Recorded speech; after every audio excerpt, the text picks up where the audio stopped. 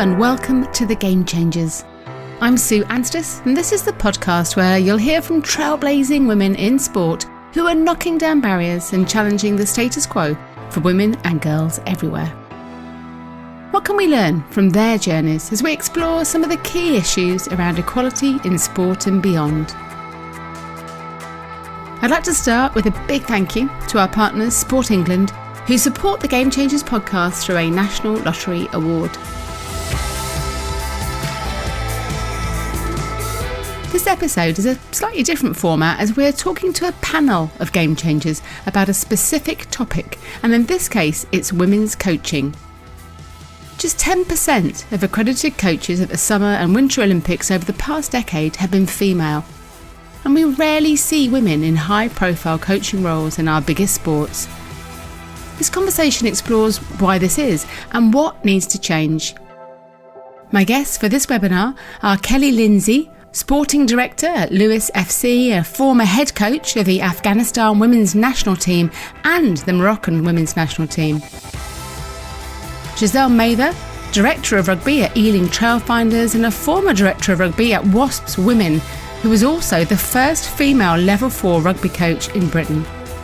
Jess Freeman, Community Coach at Harlequins and a rugby coach at Dorking. And Sarah Kelleher, former Irish hockey captain who's now a national coach for teams in England and Ireland.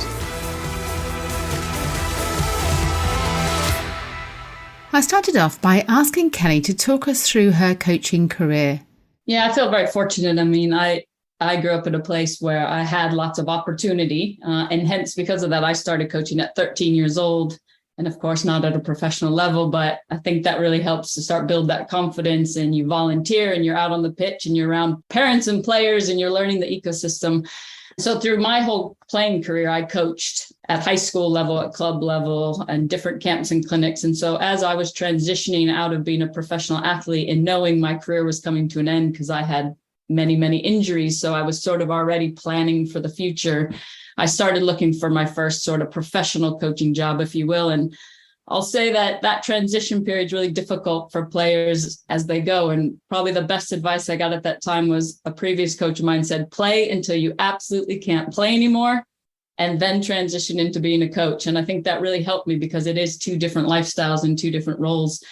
And once I rolled into coaching, I coached at the university level in the US. And then sort of my personality is to discover the world and cultures. So I've taken myself internationally and really to learn for myself. How do you develop the game? How do you coach in different cultures? So that sort of led me to where I am today. Fabulous. Thank you. Thank you, Ken. I know we'll look a little bit more about that whole athlete into coaching move too as we move through. Jess, do you want to share next? Yeah, so I actually fell out of sport for a really long time and messed around in the music industry for far too long. And I did the classic grassroots entry back in through my child. Joined the local rugby club. I come from a big rugby family, obviously, and rugby was my background. Wanted him to enjoy that too. And no other parent was really around or stood up. Unfortunately, they decided that a woman shouldn't be the person that was the head coach. So they asked one of the young guys in the Colts, who after one Saturday night didn't turn up on a Sunday morning. And so I took over.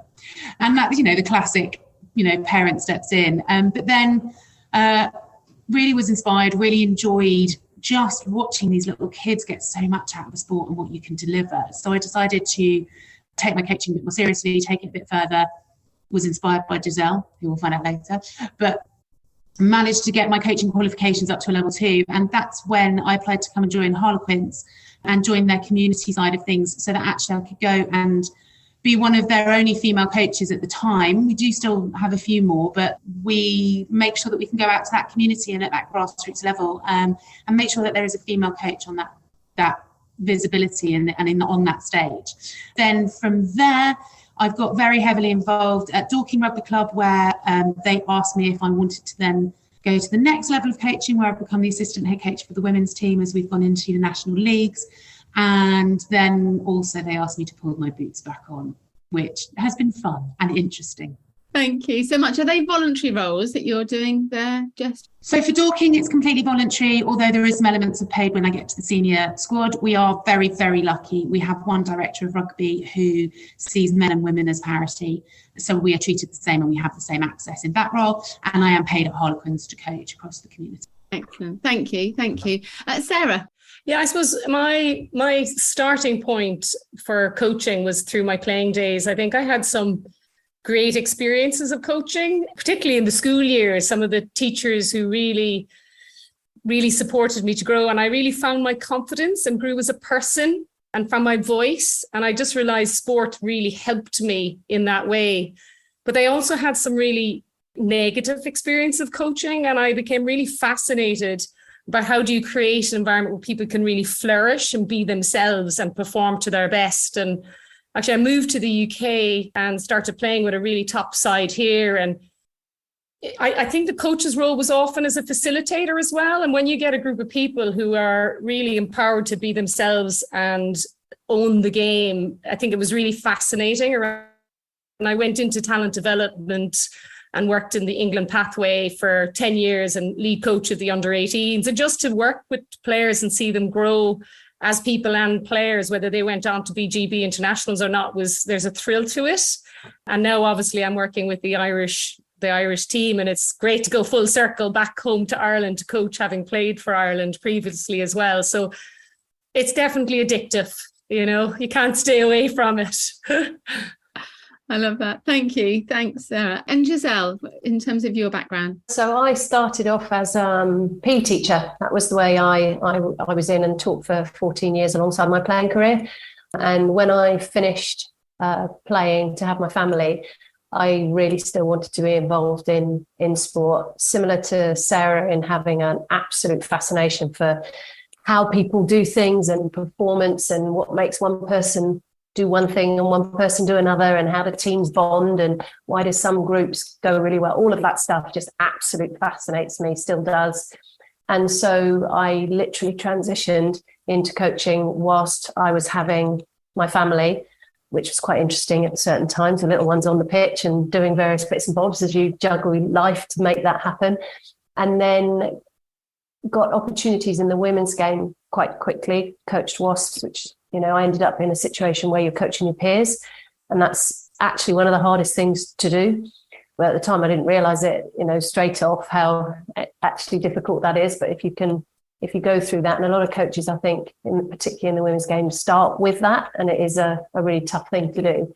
And then got into the men's game via my accreditation stuff. When I was doing my level 3 first off, I met Director of Rugby of London Irish's Academy at the time, Toby Booth, who had no issues at all about the fact that I was female. He sat and listened to me chat rugby in our assessments and just went, right, I want her to work in with our young players. And the young players at the time have gone through the system and have played international rugby and what have you. So I was desperately privileged to work with athletes of that ilk. And then I've gone in the amateur game, the professional game, the men's game, the women's game, international game, club game. I've worked right across the whole thing. So, and now got a new challenge at Ealing Trailfinders. So really exciting times, and still as passionate about it now as I was when I started. Fantastic. That's lovely to hear, isn't it? Lovely to hear. And in terms of those numbers, obviously I cited at the beginning, that's 10% in terms of Olympic and Winter Olympic sports. But I wonder if any of you have got, we were talking earlier about this kind of statistics of, we feel there is that gender disparity, and you can see that visually when you look across sports. But in terms of your sports, where that gender imbalance is at the moment, either grassroots or at the professional level too. Sarah, I might come to you first of all, because I know that we had a bit of a conversation beforehand, but in terms of hockey, what does it look like? Yeah, it's interesting because when we were talking, we were saying actually it's hard to find these figures, which is in itself worrying that they're just not there. And it shows that we do need to measure them to be able to know that we're shifting them. So while we've seen, the unstoppable rise of women's sport, but we haven't seen that equate into coaching, and therein lies a problem that we do need to look into. So what you find in the world of hockey, it's seen more as a women's game in terms of participation, and yet that doesn't transfer into the coaching world. You'll see at grassroots level a higher level, but as soon as you go into like elite performance, and I think the coach education pathway is often a good example of that. So at the sort of fundamental level, you can have 75% of women, and this is through some of the Irish hockey coach education, but as you get up to level 2, that drops down to about 25%.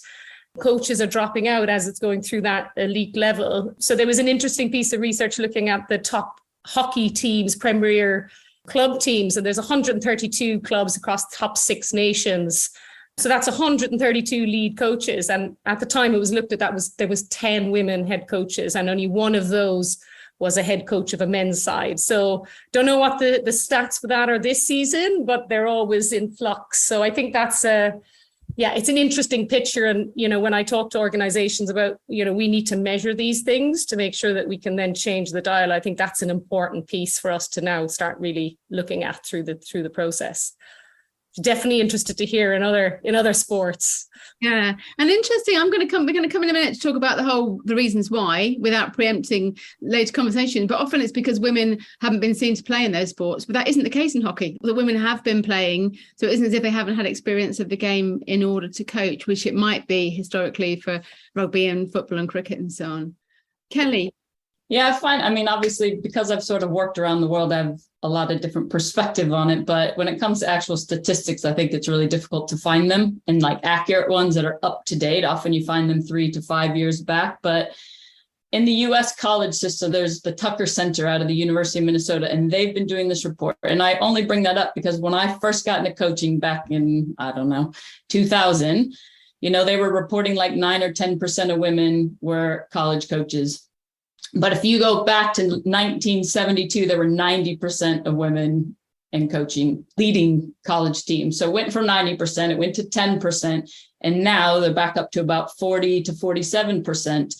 And I just think it's interesting when you have somebody who's tracking it, the statistics, you see them grow because somebody's holding them accountable. And I think that's really important in the big scheme of how women will grow and diversity will grow, is we actually have to hold ourselves in organizations accountable. But in women's football, if you talk about the elite level, there's a couple things like UEFA licenses, which is really the gold standard of coaching licenses, and you need them to coach in Europe and around the world. Only 3% of all the UEFA licenses are in women, in female coaches, only 3%. And when you look at the UEFA Pro license, which is the highest license, I think it was 2015 or 2017 in that range, there were 67 women that had a UEFA Pro. 9,400 men had the UEFA Pro. So when you talk about opportunity in this, but now in sort of the elite women's game, I'd say in the top 5 leagues in the world, you might have one and every 5 coaches be a woman. Might. You're still at about 10 to 20%. But I think the most interesting fact in women's football right now is in the last World Cup, 2019, 24 teams, 9 were female coaches. In the quarterfinals, 5 of them were female coaches. And in the final, 2 were female coaches. So I think that that's really like this growth and this progression, that when we give women enough time to be in the game and we professionalize the game and we professionalize the environment and give them the opportunity to grow through it, they're extremely successful, technically, executive, management, all the things that go along with it.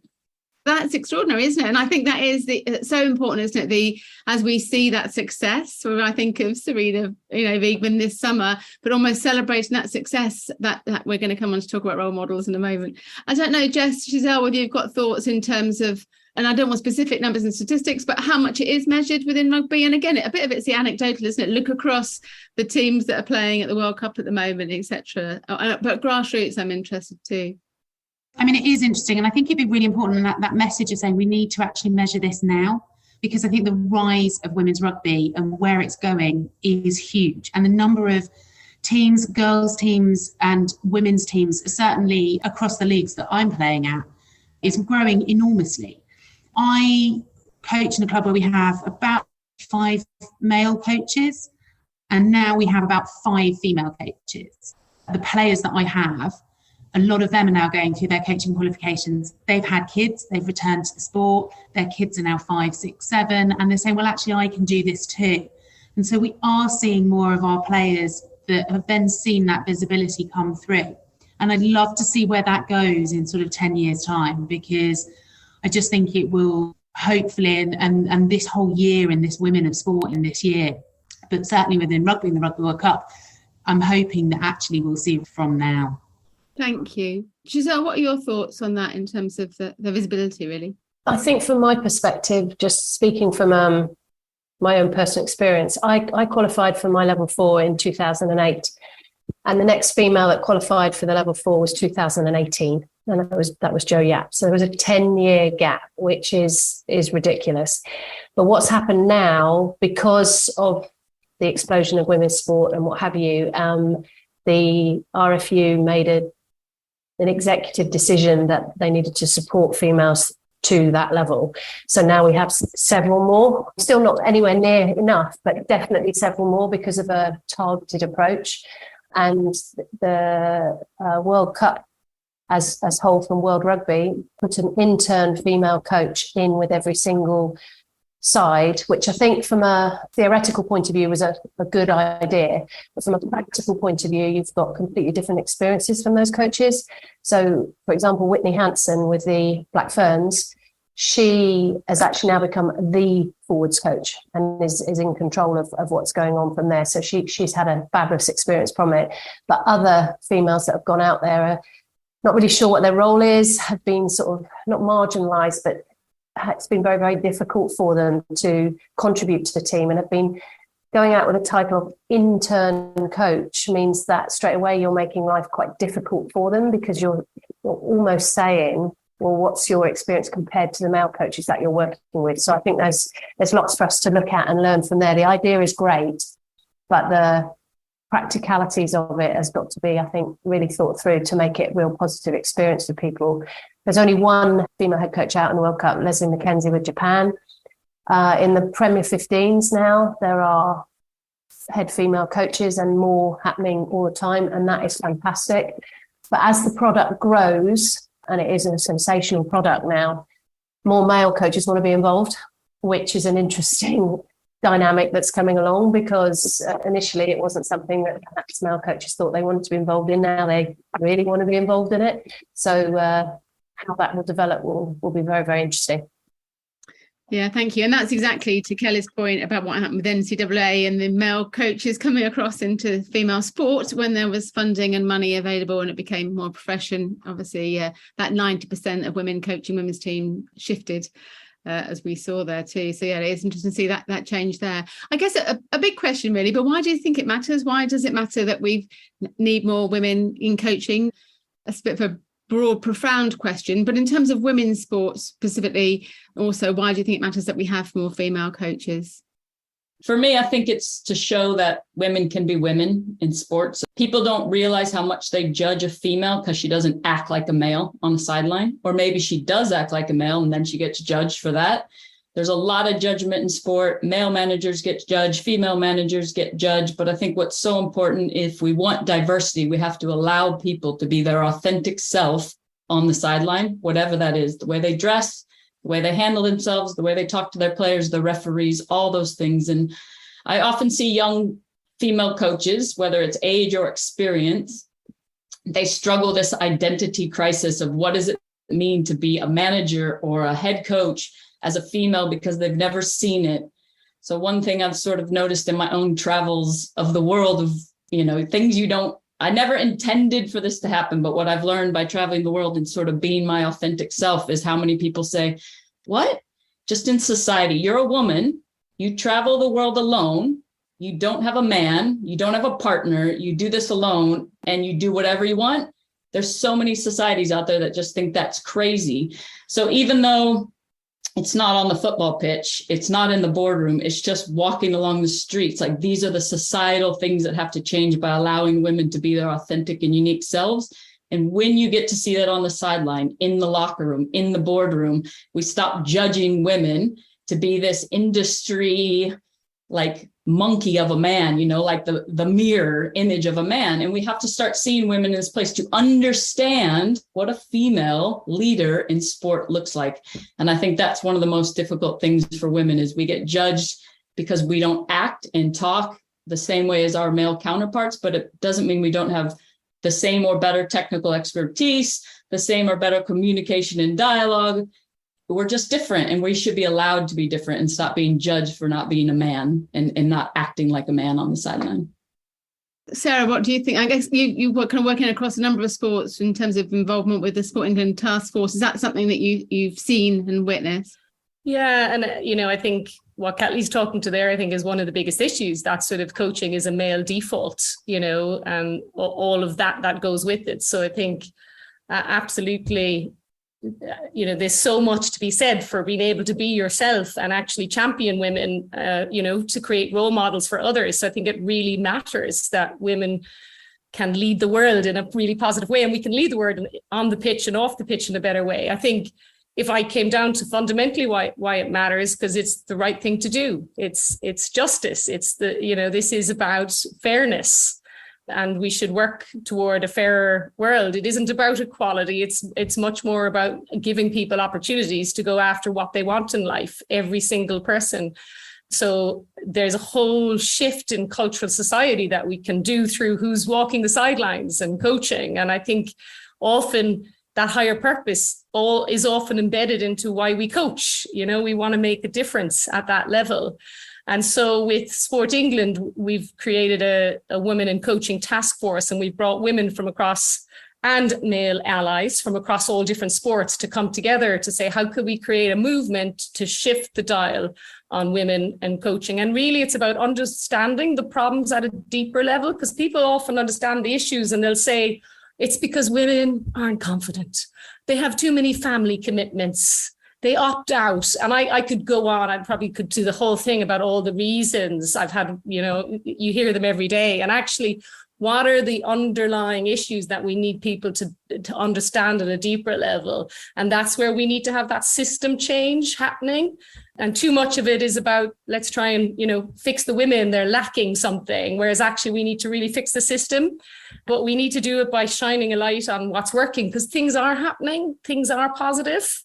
And actually, if we can understand why they are and share that and together create that movement, I do believe we can make that change. And it's already happening from what we're hearing here about, the World Cup, the same in the Hockey World Cup, the number of women coaches that were there. It's definitely going in the right direction. Women are proving that they are very competent coaches. They've just unfortunately have to prove it. It's not the starting point of acceptance.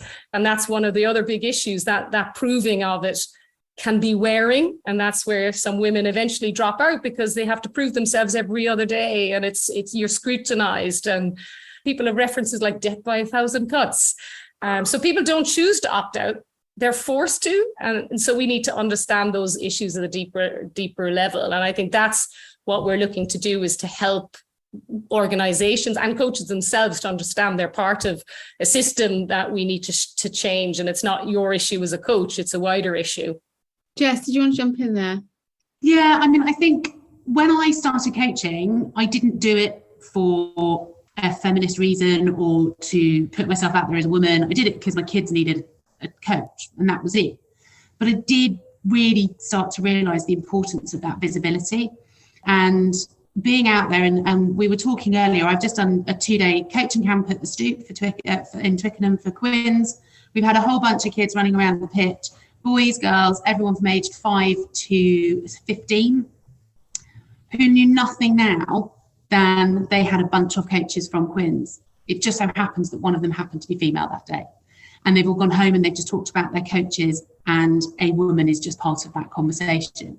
And so actually it is a generational thing, and it is really important that the next generation of kids, boys and girls, for different reasons, just see those coaches on the pitch, because they know no different. So they will then take that through as they grow through the sport as well, and it will be seen as no different. For girls, they can see themselves. They can just see an image of themselves and can see that as something they can do. And for boys, they just won't see it as any different. And that's really, really important. I think from my point of view, coaching is about developing people, yeah? And so when you have a diverse coaching team, you are able to develop more people. If you think about a rugby squad, there's about 45 people, athletes involved in a rugby squad. And if you just have a coaching team of 4 men, for example, then you're fundamentally missing the opportunity to connect with some of those athletes. If you have a female on a coaching team, then some of those athletes will connect to that female much more comfortably than they might to the man. And it doesn't, so when I was part of the coaching team at London Irish, the amount of first team players that would come to me to have a discussion about something because I was perceived as non-threatening, was perceived as I didn't have the macho thing, they didn't have to be that a certain way. The issues that were preventing them to perform, their performance blocks, would be discussed with me. And then I would go and then inform the head coaches that the reason this athlete is struggling is X, Y, Z. So by having a female on the coaching team there, it allowed some of the athletes, now some of the athletes never came near me, that's fine. And when I coached the female, that, you know, for example, at Wasps, I would be very naive if I believed that I, as the head coach, was the one that all my athletes would connect with. Hence, I had a diverse coaching team, 2 males, 2 females, me being one of them. And all my athletes were either connected to one of those or to a strength and conditioner. They have somebody that they trust, that really unlocks who they are as an athlete, which then if there are issues off the field that are preventing them reach their full performance, they can discuss.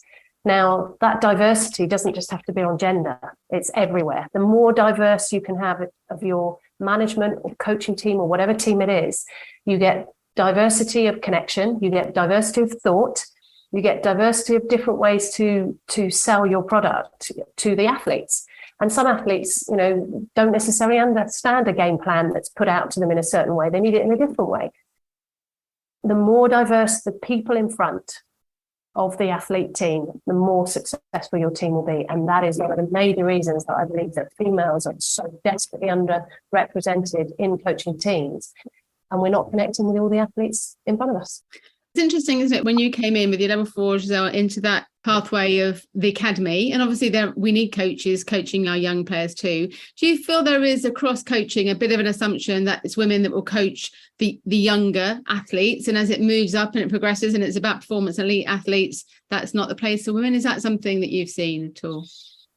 Yes, pretty similar to what Jess said, that the reason she started was because the kids needed a coach. Okay. And so the nurturing side of the majority of females will go, okay, that's me. But how ironic is that? Because when the athletes start their journey, that's the most critical time where their habits are formed, where their skills are told you do it this way. And as they start to go through it, half the time when you pick up an athlete, say at 17, 18, their technique is hardwired already by the coaches that they've had when they're little. And we have this big thing that our best coaches should be at the top level. Actually, it should potentially be the other way around, but particularly the sort of 15 to 18 age group should have incredible coaches in front of them who can teach them how to be elite athletes, how to manage their time, how to technically do the things that they've got to do on the field as well, and tactically understand the game. So I think it's a hugely privileged position to be working with young children on upwards through academies before they become hardcore elite athletes. So in terms of that grassroots, I guess that grassroots into elite, so we are seeing more campaigns and initiatives to encourage women to come at that grassroots level. And we can kind of address what's being done there, how we encourage more women to take those courses and step forward and get involved. But I think, Sarah, you mentioned that drop out to that next level as we transition up. So just to move on, I'd really like to look at some of the reasons that we might see that. So why coaching, and I don't want to call it almost elite coaching, because I think exactly as the point Giselle's made, it's all elite coaching, whether it is, but that paid for what we might consider more professional with those teams, more senior competitive teams. Why is it that we perhaps don't see that transition from grassroots through? Why are we losing women at those points? Yeah, I mean, I think it's interesting because there's a whole lot of research out there on these issues. And recently through the Women in Coaching Task Force, there's been a big insight review with recommendations done. And one of the things I felt, it's great reading about this research, but it's not so great when you've lived a lot of the experiences.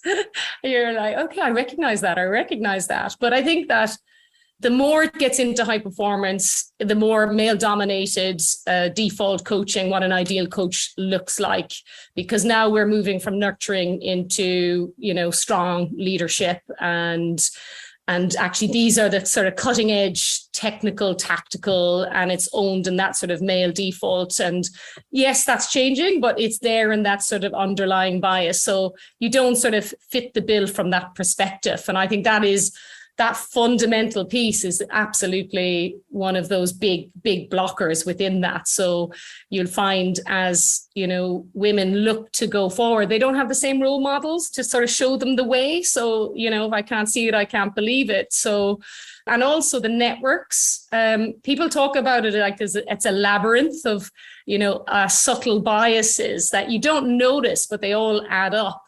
But also there's always these informal networks where people, talk to friends and give people opportunities. So, I could see myself as a coach starting here and other coaches going up because they had a friend in a role who brought them to a tournament. The next thing they got more experience than me because they're, the boys' network was in action. And as a coach, if you call this out, it can get you in trouble as well as an individual. People don't like you to tell them to bringing these to the fore. I think that's changing too, because there's a greater recognition that actually we do need to speak out about these and do make that change. Because of that, we need to put structures in place because of the natural biases and the networks that happen that are all an informal level. We have to put like a coach development pathway, like we have a talent development pathway for our players. And most sports don't have that or hadn't got that. And now there's a recognition to do that. And it's that equity. It's not even around equality because actually we're starting from a lower base. So we need to prop women up. So it's a complex area that we need to understand around these issues. Thank you for that. And it's hugely complex. I've got a really interesting question there from Eden Simpson, who's a basketball coach, senior men's coach, and about the attitude of men and boys towards female coaches and having respect. So I'm interested to know, I think most of you have coached men and boys as well as women. So as a female in coaching, have you ever had issues in terms of people respecting your ability? And is it around that technical knowledge? Is that assumption that we don't have that technical knowledge because maybe we've not played to a certain level or because we are women? And I guess how you overcome that with the people that you're coaching. I don't know who anybody wants to jump in there. Giselle, yeah.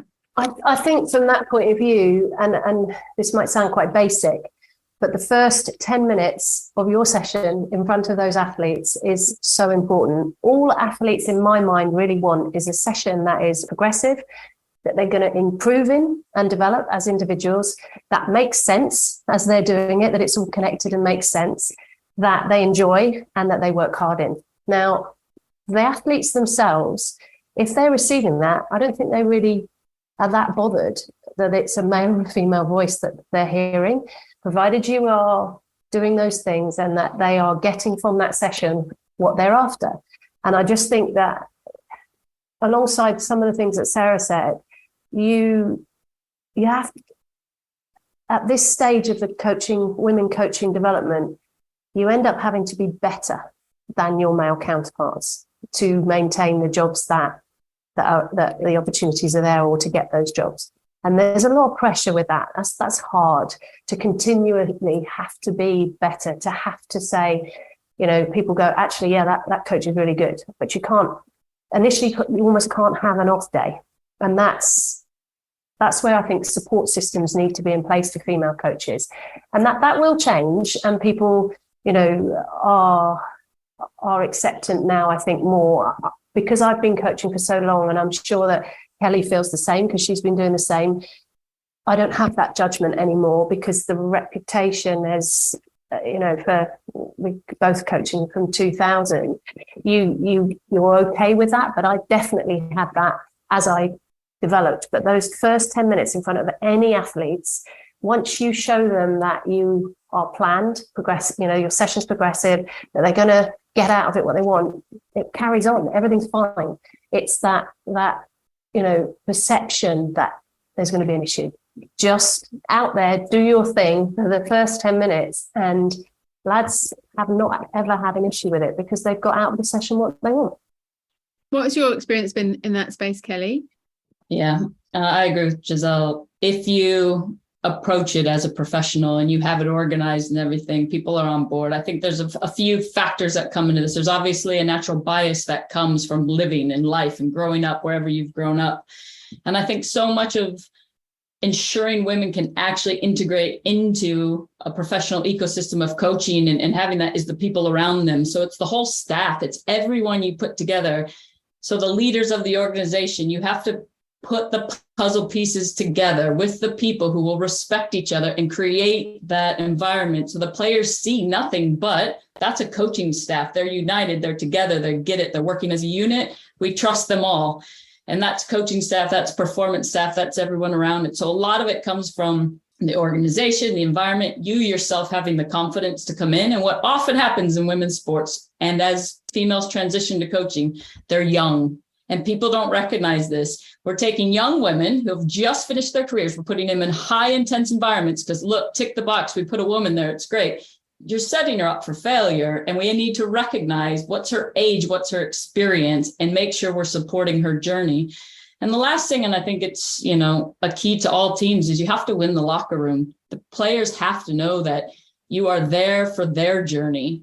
And I think male or female, when coaches come in with an ego, when coaches come in and it's all about them, you might have the locker room for a moment. You might be able to get through a few games. You might be able to get through a few seasons. But in the big picture of life, a male, a female, a human, they're on their professional journey. That's what it's about. They want their career to progress. And if you as a coach and a leader come in and you can take them on their journey and you can support them on their journey, then they're going to be bought in. And if you can be a key piece to their puzzle to achieve it and to become the best professional they can be, they don't care if you're male or female. They just want to know that you can get them to their ultimate goal.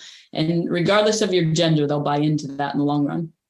And it's a positive piece to hear, isn't it, in terms of that success? How important do we feel those role models? We've talked about that visibility piece, and I mentioned, Serena Wiegmann in the Euros, a different approaching style, a unity of the teams, some music, all those things that I've sensed from the outside of looking in at a coach, very different approach to lots of the men's professional football coaching that we've seen, and then having that success. So obviously it's the success that suddenly makes people wake up and think, oh, maybe there is a different way to coach. So in terms of visibility, how much importance do you think that holds, and what more could we be doing there perhaps to shine a light and showcase the female coaches that are out there? I can jump in on that one, because I think starting with kids and giving that visibility early is really, really important. I also think it is that, and it's something Kelly touched on earlier, it is that authenticity and that non-compromising nature. I have never been anything but slightly crazy, slightly over-enthusiastic, passionate rugby coach that sometimes is slightly a little bit too infectious with 6-year-olds and gets them all a little bit riled up on a Sunday morning. But I won't compromise on that. It doesn't compromise my delivery. It doesn't compromise the quality of coaching that I give to whether they're 6, 15 or adult women. But what I think that does is that just shows that you can just be yourself and you can actually just enjoy it. And if you're enjoying your coaching, and if you're not feeling like you're constantly scrutinized and you're comfortable with what you're doing and you're supported and you feel comfortable in that role, you deliver such a better quality of coaching, and then the players will see that. And then from that, it just is a snowball effect. I mean, I faced a lot of sexism coming through at grassroots, a lot of it from the parents. I was asked if I was childcare, even though I was in full kit. I've been told I can't go on. Years ago, I went on RFU courses, and I was the only woman in the room as usual. And I was asked that should I be playing the touch match when they used to do them as the sort of very much participation courses. So, a lot of it is, again, back to that generational thing. But I think visibility is just the key to it all. If people can't actually see it, then they won't know about it. And the more that people see it, the more it becomes normalised. Brilliant. Yeah, thank you. And I wonder, we've got different sports bodies and representatives on this webinar today, and they'll hear the podcast too. But I wonder from what organisations need to do. I know Giselle alluded a little bit to some of the work that World Rugby have done in terms of those intern coaches going with the national teams.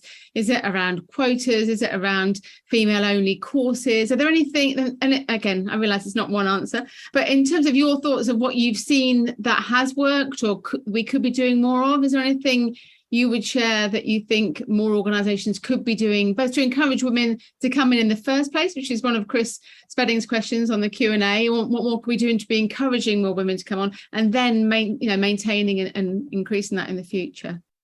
I might step in there because I think you want to encourage more coaches to come in, but unless we make the environment good for those coaches to come into, we may lose those coaches again. It's that sort of also what Kelly was talking about, those cliff edge experiences you might have got through the glass ceiling, but then you're giving a post that you're set up for failure. So it has to also start at the top, and that accountability.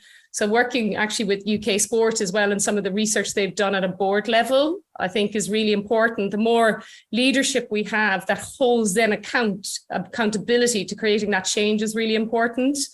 And the research that's been done around women in sport leadership shows that quotas can be really valuable to creating that change, but they're only valuable if there's accountability and sanctions behind them. Otherwise, they're just a figure, and that they're actually measured over time. And they also found that actually if there are networks and leadership networks in place, that you'll see a higher level of representation in leadership roles. But again, those networks need to have influence and impact, and there should be males in part of those networks.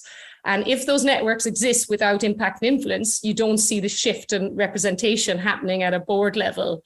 So there's a number of different key areas that are very practical steps that organizations can play at that level. So I do think you need to look at that leadership part as a really key part of that jigsaw. But then also you need to look at the understanding your organizational culture. What are the day-to-day practices that we should be changing? And really listening to the experiences of women in the sport, women in coaching, women in leadership. And that's the bit I think organizations aren't doing enough of as well within that. And then there's loads of policies and loads that you could do at that next level. But I think those two areas, if you put a focus on that, you can create a lot of change. I think, Jess, you were going to jump in there as well. Yeah, so I mean, I actually know Chris. Hello, hi. And I've done many courses with him and the RFU. And one of the things they have changed recently, going back into those old days of the courses where I'd be the only woman on the course, and it was all very right, coaches, get your boots on, we're going to do this practically and you're going to play. And we'd play touch, and I'd be the only female. And I'd just be running and scoring 1,000 tries because no one was going to touch it. All the men would be like this and then get scared. And I'm just like, yeah, whatever, I'm bombing through. One of the changes that I've noticed with the course delivery recently is that actually they've got kids. So they've asked the team, the coach and the club that the course is being delivered to say, well, can you just provide us with an age appropriate team and blah, blah, blah. And so the coaches are now observing and doing a lot of watching, and it's taken out that element of it then doesn't matter. There isn't, I mean, I'm quite a strong woman. I really didn't care playing with a whole load of men. That was absolutely fine. But not all women would want to do that and would feel comfortable with that. So actually by removing that barrier of play, and again, it comes to that point of a good coach doesn't necessarily have to have played in that sport. So by removing that, you are going to do a practical based assessment and stuff with other coaches, and we're all going to step in. And actually by utilising the children, which is how you should learn, because that's how the coaching you're going to deliver it to. Those subtle changes are really important, as well as the much bigger picture. That's a fantastic point there. Thanks. Sorry, Kelly, yeah. Well, I was just going to say, I think at where we're at with women's sports is we really all need to be thinking as organizational bodies and governing bodies, what does the women's game need? And what do women in our game need, whether they're coaching the men, the youth, the women's side, whatever. We are not making decisions based on what the women need, because it's very rare that you sit in a room and dialogue about the experience of a woman in these sporting environments. People are not asking how we walk in our shoes. Men are not asking to walk in our shoes. They're not asking us questions. It's very, very rare when I sit with a man that he ever truly asks about my deep experience in sport. What's been harmful, what's been helpful, how I got there. Rarely. It's always a talk. It's banter. It's just talking about the game. It's just talking about the game. And that's where men align with other men. So if we can create more of a dialogue, because you're asking us to walk in your shoes, but you're not asking what it's like to walk in our shoes. And when that dialogue comes across governing bodies and organizations, things will change, because the men who will have that dialogue, who are great allies, suddenly go, oh my gosh, yeah, I've never thought about that. Makes total sense. Why don't we do that? So I think that's when you know you have a true ally, people who really want to develop the women's game because they're asking the right questions. And I think when you ask the right questions, it gets very strategic and understandable. And then barriers can be removed quite quickly because it's just, some of the things are so simple, but if you just don't have the dialogue, you're going to miss them. And I think the other side to it is we're comparing practical opportunities. Let's use England football for an example on the women's side. You have only 24 clubs who might have a full-time female coach. Not even a female coach, might have a full-time opportunity for a female coach. 24. And I know out of those 24, they're not all full-time coaches. So in this entire country, if a woman can only go coach in women's football, she probably has 22 opportunities on her CV to say she's a full-time head football coach. Men in this country have how many layers? 4 layers of professional. How many layers into non-league to say that they are a professional? Because if a man puts it on his resume, he's a professional. But if a woman puts it, she's in tier 4, she's not a professional. So the actual practical opportunities that come up on a CV, which means organizationally, we need to change the way we recruit. We need to change the way we interview. We need to change the system and the process of how we go find females and how we take them on the journey and how we bring them into our club. So future proofing and future planning. I'm going to go find the best females. I'm going to bring them in at whatever level that is right for them. And I'm going to plan to support them for the next 10 years because they are the future of my club. That is rarely happening in women's sports. Most clubs and most people who recruit for a women's job will say, oh, no women applied. And it's true, they don't. But a big piece to going and getting women is caring enough to going and getting women and having the dialogue and figuring out why they didn't apply. So most of them don't apply because they've had a horrific experience in sport at some point. They've been cut down. There's so many cuts, the knives in the back, the setup for failure. So have a dialogue, understand why they're not applying, meet them where they're at, take them on a development journey and future plan. But most clubs and organizations don't take the time for that. But if we really care about the women's game, then we really have to think, what do those women's games need? Where is it at now? And how do we plan for 5 or 10 years of success? Giselle, jump in. I concur with everything that's been said, but I think the only thing that I would add is value. Really value the females that you've got in your organization. And there are hundreds of ways to do that, such that, and Kelly touched on it earlier, such that the athletes perceive you to be, because every coach around you, you can, within seconds, you can elevate someone or crush someone by what you say in front of the athletes about that person. And I just think that if we celebrate and value what women bring to the environments that they're working in, they will grow in confidence, they'll grow in stature and all of those things. And the opportunities are the other things. I got a particular break in my career where the person that sat and listened to me chat on about rugby in my level 3 she knows what she's talking about. So she's in. And I got an opportunity there that was lucky, not really because it was planned. And we need to make opportunities for coaches to do that. But I don't know that I'm a big fan of quotas because I think it sets females up to fail. I think that's, again, what Kelly, Sarah said, that if you say we have to have a female in this particular job, I don't think that's right. Saying we have to have females in our organisation, that is, with the support that Kelly's alluded to around them for the next 10 years, that is beneficial. But saying a particular job must have is not looking at what the female A might want, B feels competent to do themselves, C, is ready for, and that can be more detrimental. And then immediately you get this, see, women aren't up to it. And that's where that, and people are almost waiting and setting people up to fail so they can say that. And so I'm not so sure that I believe that quotas are on actual jobs, but definitely supporting females in organisations. But the value the people that you've got and really support and celebrate.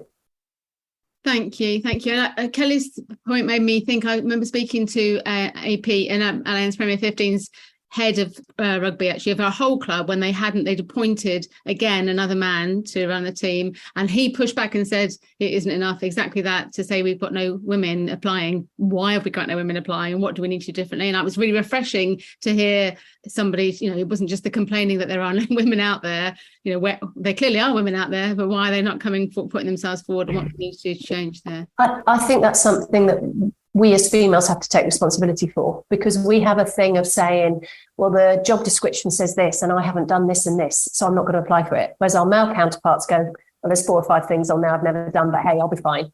And so they go in and believe that, whereas we feel we've got to be fully qualified before we go in. And I think that's something that as females, we must take responsibility for, and know that just because there's a couple of things on there that we're like, oh, I haven't actually ticked that one off, well, we'll tick it off in the job. We'll be fine, because we've got the rest of it. And we and I'm being generalistic here, but 80% of females will only apply for a job if they have ticked off and feel that they can really smash it out the park from day one. Whereas our male counterparts are like, nah, I've got this. And off they go. And we have to take responsibility for that. That's not their fault, that's ours. Thank you so much. I'm going to close. I'm conscious I could talk to you all forever, but just in terms of closing, and clearly you're all amazing women that are doing brilliant things within the world of coaching. So if there were people listening to this, women listening to this, that might be considering coaching or want to progress in their coaching, is there a piece of advice or anything that you would share in terms of their moving forward and progressing in the world of sports coaching? Shall I go first on this one? A couple of things. First of all, have a vision. Know what it is you're trying to achieve. Know yourself, what it is, what roles it is that you really feel you can add value and contribute to, and don't put a box around yourself. Just go with it. Yes, there might be things outside of comfort zones. Don't think, well, I can only do this, but know yourself and where you're about with it. Have your vision and don't put a box around yourself. Lovely. Thank you, Giselle. Sarah, what were your thoughts? Yeah, you've heard that this journey can be hard and that you will have setbacks, and there might be all sorts of knives going on at various stages. So I think it's really important to put a support network around you and make sure you can share these experiences openly with others, so that you realize it's not the issue isn't with you. You're not alone. Others feel this too. And then you give each other's confidence and you back each other up, and that's your allyship, all of those. So actually designing your support network is really important, including mentors. Get yourself a mentor, but also who's your sponsor within that. That's actually going to help you elevate your career if that's what you so wish. And I think we can be much more tactical around how we build that and make sure we just always refresh it and just talk to other people who are on this journey to support you to grow and to keep loving what you're doing along the way. Brilliant. Thank you so much. I don't want to plug the Women's Sport Collective, but I'm sure we could be doing more in that coaching world of networking community too. Jess, what are your thoughts? I mean, I completely agree with both what Giselle and Sarah said, but also you have heard a lot of negative sides, and there have been battles, and we've all fought them along the way. But there is so much to get from being a coach, and you get so much reward from just a little kid learning something. Or I've got, kids now that are now huge, and I'll be walking around the stoop if I'm working on one of the match days, and they'll be like, oh, hello, Coach Jess. And I'm like, oh, I know that face, but that's a hell of a lot of a bigger child now. And they remember it, and you've inspired them to do something. And I've had one kid this year that's had some real challenges with anger management, and we've given him a very, very strong structure at the rugby club. He's just had, and he came up bouldering up at me at the weekend and said, oh, miss, I've just had my best report card ever, and my attitude to learning, I got respect in PE. I've never had that. That is absolutely why I coach. There is no other reason to it. That is why I coach. So there is so much reward from it, even though it is a hard journey. Thank you, Jess. And Kelly, no pressure, but if you could just round us off there in the last minute. Well, I was just going to say, if all of us women out here in the world, if we want more seats at the table, we have to bring more chairs. So we're at the table. We need you out there to bring your chair to the table and just do it. Literally be brave, be bold, be authentically yourself, and trust that we need you in the game authentically as you are, not trying to mimic or be anything that you're not. It is difficult. It gives you gray hairs, but it also keeps you young. It definitely makes you smile. You have tons of stories. It enhances your life. And we need you. It's the authentic truth is we need you. We can't do it alone. and we can't progress the game without more women. So stop worrying about what you can't do and just bring what you can, and understand it's a journey, and let's all be in it together to build the ecosystem for you to evolve in your journey and enjoy it and love it and get to wherever it is you want to go.